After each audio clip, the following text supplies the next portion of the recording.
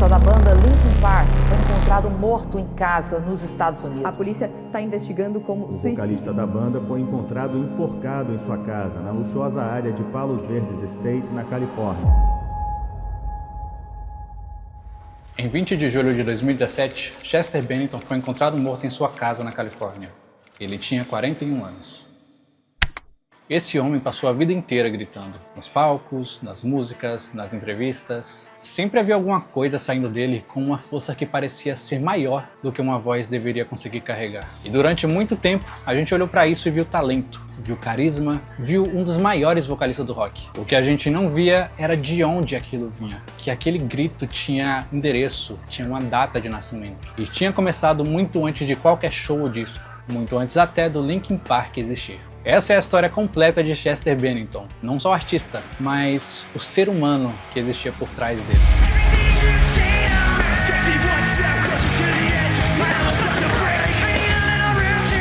Se você nasceu nos anos 2000, o Linkin Park deve estar em alguma memória sua em que você nem sabe que guarda. Uma música tocando no rádio, um clipe na MTV, um CD emprestado que nunca voltou. Essa banda chegou a uma geração inteira quase sem pedir licença, e ficou. Não do jeito em que as coisas ficam por hábito, mas do jeito que as coisas ficam porque tocou em algo verdadeiro. E no centro de tudo aquilo estava essa voz, inconfundível desde a primeira vez em que você ouve. Tinha algo naquilo que ia além da técnica, e não era impressão, vinha de algum lugar específico e muito concreto. Phoenix, Arizona, 20 de março de 1976. Chester Charles Bennington nasceu em uma família em que, pelo menos na superfície, tinha tudo no lugar. O pai, Lee Bennington, era policial. A mãe, Suzy Eliza Johnston, trabalhava como enfermeira. Casa própria, rotina, estrutura, o tipo de cenário em que você não esperaria que nada fosse muito errado. E pelos primeiros anos, ao que tudo indica, não estava. Chester era o tipo de criança que não passa despercebida. Animado, expressivo, difícil de ignorar em uma sala. Mas em algum momento, entre essa infância e a adolescência, alguma coisa quebrou. E quando quebra dessa forma, rápido e profundo, raramente tem um único motivo. Havia um amigo mais velho, e esse amigo abusou sexualmente de Chester por anos. Isso não é nenhuma especulação ou rumor, é algo que ele mesmo falou publicamente em entrevistas, com uma clareza que custava alguma coisa cada vez em que ele abria a boca para dizer. Uma criança nessa situação não tem vocabulário para nomear o que está acontecendo, não tem estrutura emocional para processar. O que ela faz é guardar, enterrar fundo e continuar funcionando por cima. E Chester aprendeu a fazer isso muito bem, talvez bem demais. Quando ele tinha 11 anos, os pais se divorciaram. Lee e Susan foram cada um pro seu lado e Chester ficou com o pai, que era um homem presente dentro das suas possibilidades, mas que trabalhava muito e não estava em casa em boa parte do tempo. Então você tem uma criança de 11 anos, sozinho com frequência, carregando algo que nenhum adulto sabia que precisava ser carregado. Foi nessa época que o álcool e as drogas chegaram. Primeiro como curiosidade, depois como alívio, porque havia algo dentro que doía, ele não sabia nomear, e aquilo amenizava, temporariamente, imperfeitamente e com custo alto, mas amenizava. E quando você não conhece outra forma, essa forma parece razoável. I started using drugs when I was 11. I was exposed to it really young, and there was a lot of things that happened to me as a young person that were really difficult to deal with. Há uma coisa que ele descreveu em entrevistas sobre essa época que diz muito, que acordava todo dia sem saber exatamente quem era, que tentou ser várias versões de si mesmo, o esportista, o invisível, o engraçado, e que nenhuma encaixava. Não porque ele não soubesse quem era, mas porque existia algo embaixo de tudo que não o deixava se sentir confortável em nenhum lugar por muito tempo. A música chegou de uma forma que chega para quem precisa muito dela, sem aviso e sem volta. Ele ouvia Stone Temple Pilots, Soundgarden e sentia alguma coisa que não conseguia explicar. Aquele jeito de cantar parecia ser a única linguagem que conseguia dar forma ao que estava dentro dele. Sem letra, sem explicação, só aquilo. Ele não tinha nenhuma aula de canto ou orientação. Ele só ficava no quarto, tentando entender como alguém colocava tanta coisa em uma só nota. Em 93, com 17 anos, ele entrou na Grey Daze, a sua primeira banda de verdade. Right now, I'd like to take the time to introduce the band. We're Grey Daze. shows em bares pequenos de Phoenix com um público que às vezes cabia numa sala de estar. Era o primeiro lugar onde algo que saía dele tinha algum lugar para ir. O que precisa ficar claro é que enquanto a música crescia dentro dele, o resto não desaparecia. Porque a música dava vazão, mas não resolvia a origem. E a origem nunca tinha sido tratada, nunca tinha sido sequer nomeada direito. Em 1999, uma demo chegou até ele. Do outro lado do país, em Los Angeles, uma banda chamada Zero procurava um vocalista. Tinham mandado material para muita gente, a maioria não respondeu. Ele ouviu, gravou sua própria versão por cima e mandou de volta. Isso feito em casa, no Arizona, sem nenhum tipo de estúdio ou produção. Mike Shinoda ouviu aquilo e parou. Não era só uma boa voz, era alguém que entendia de onde as músicas estavam vindo, que cantava como se as músicas fossem dele. So we parted ways, and luckily, shortly thereafter, a mutual friend recommended this guy that he had heard from Arizona who's in and out of bands and was currently kind of out of bands. The cassette back and we were just blown away by what he did. He not only sang the parts that were there, but he added his own element and his own flavor to it. A partir disso, Chester se mudou para Los Angeles e entrou na banda, que logo trocou o nome para Linkin Park, uma referência ao Lincoln Park de Santa Mônica, com grafia alterada para registrar o domínio do site. E passou os meses seguintes construindo o que se tornaria um dos álbuns de estreia mais vendidos da história do rock. Hybrid Theory, outubro de 2000, mais de 27 milhões de cópias vendidas. Pra ter noção, a maioria das bandas passa a carreira inteira sem chegar perto de 1/10 disso. E o que fez aquele álbum ser o que foi, não foi produção e nem marketing. Foi que cada música soava como alguém dizendo uma coisa que normalmente a gente não fala em voz alta. Existe uma ideia muito humana de que o reconhecimento cura alguma coisa, que quando as coisas estão ruins por dentro, a validação de fora equilibra. E para Chester, que passou parte da sua vida sem saber muito bem onde se encaixava, havia algo muito real nessa esperança. O problema é que não é assim que funciona. Os álbuns foram chegando. Meteora em 2003, tão grande quanto o anterior. Minutes to Midnight em 2007, uma virada sonora que abriu o público deles ainda mais. Mais de 100 milhões de discos no total. E no meio de cada um desses marcos, a dependência continuava. Também continuava a depressão, que era real e diagnosticável, e nunca foi simples. I know that for me, when I'm inside myself, when I'm in my own head, it gets this place right here, this skull between my ears. That is a bad neighborhood, and I should not be in there alone. It's insane. It's crazy in here. This is a bad place for me to be by myself.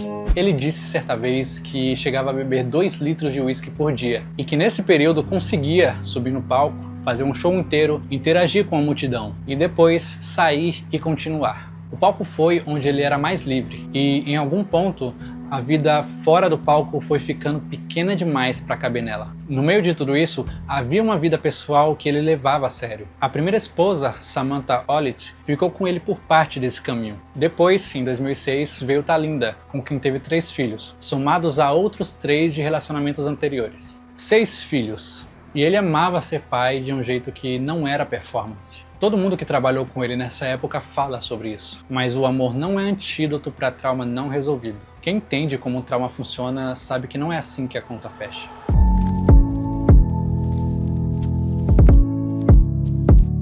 Em 2017, quando Linkin Park lançou Heavy, Chester foi perguntado sobre o que a música significava. E ele não usou metáfora. Disse que era sobre a sensação de você carregar algo que você não escolheu e que não sai. Não importa o quanto você tente. All the songs started with conversations about our lives and like what was going on with us. Like there was some heavy stuff going on in our lives, and I know for me, like I have a hard time with life. You know, the opening line, "I don't like my mind right now." Like that is me 24 hours a day. Isso não era imagem poética, era o estado dele escrito com precisão. É importante dizer isso porque a narrativa mais fácil e mais desonesta seria pintar tudo como escuridão constante. E não era assim, havia alegria genuína. Todo mundo que conviveu com ele fala de alguém muito engraçado, carinhoso, o tipo de pessoa que muda o clima de um lugar quando chega. Tem vídeos de bastidores que mostram ele inventando personagens, brincando com os outros membros da banda, transformando qualquer coisa em piada. Esse cara também era ele. E não era máscara, era real. Depressão severa não é tristeza o tempo todo. É exatamente essa alternância que confunde todo mundo, principalmente quem está vivendo. Períodos em que tudo parece possível, intercalados com períodos em que o peso volta como se nunca tivesse ido. Chester passou décadas navegando entre essas duas margens. E durante todo esse tempo pediu por ajuda. Fez terapia, passou por reabilitação mais de uma vez. Falou sobre tudo isso em público, em uma época em que o homem, especialmente no rock, não falava. Ele não desistiu de tentar. E isso deve ser dito com a mesma clareza que todo o restante.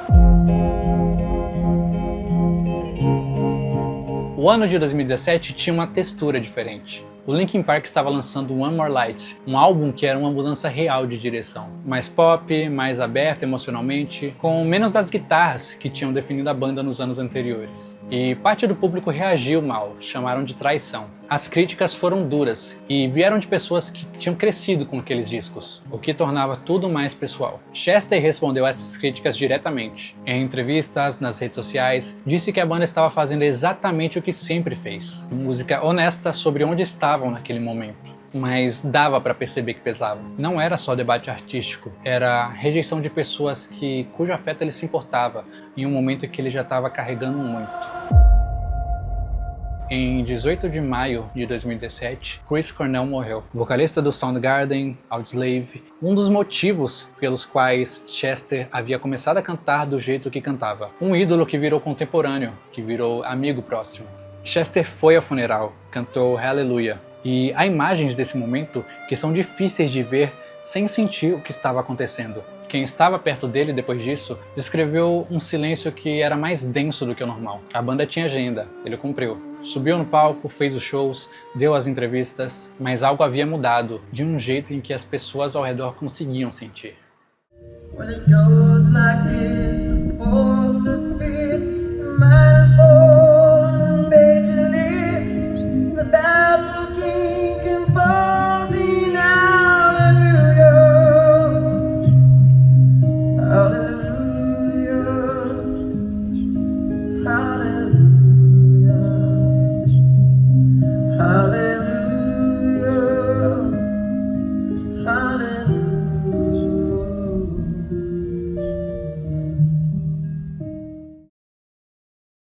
Em 20 de julho de 2017, Chester Bennington foi encontrado morto em sua casa em Palos Verdes Estates, na Califórnia. Era o aniversário de Chris Cornell. O médico legista determinou suicídio. Ele tinha 41 anos, 6 filhos e uma carreira que tinha chegado a mais gente do que a maioria das pessoas consegue imaginar. A reação foi imediata e global. Pessoas de países diferentes, de gerações diferentes que nunca tinham se falado, estavam postando a mesma coisa. Que aquelas músicas estavam lá em algum momento em que nada mais estava. Que aquela voz tinha chegado onde mais nada chegava. Isso não é só fandom, é o que acontece quando alguém faz arte honesta o suficiente para atravessar a distância entre duas pessoas que nunca se conheceram. Mike Shinoda ficou em silêncio por meses, e quando voltou, foi com um álbum inteiro, que era a única forma que ele encontrou de processar. Há entrevistas dele desse período que são pesadas de assistir, não só pela perda do parceiro criativo de décadas, mas pelas perguntas que ficam depois de uma perda assim. O que podia ter sido diferente, o que passou despercebido. São perguntas que não têm resposta boa e que qualquer pessoa próxima a alguém que foi embora assim provavelmente conhece.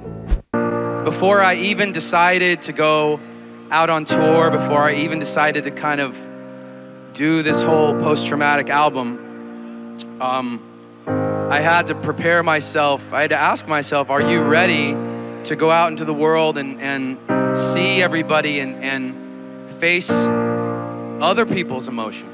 And my feelings are about celebration. Because Chester Bennington was one of the best singers of all time.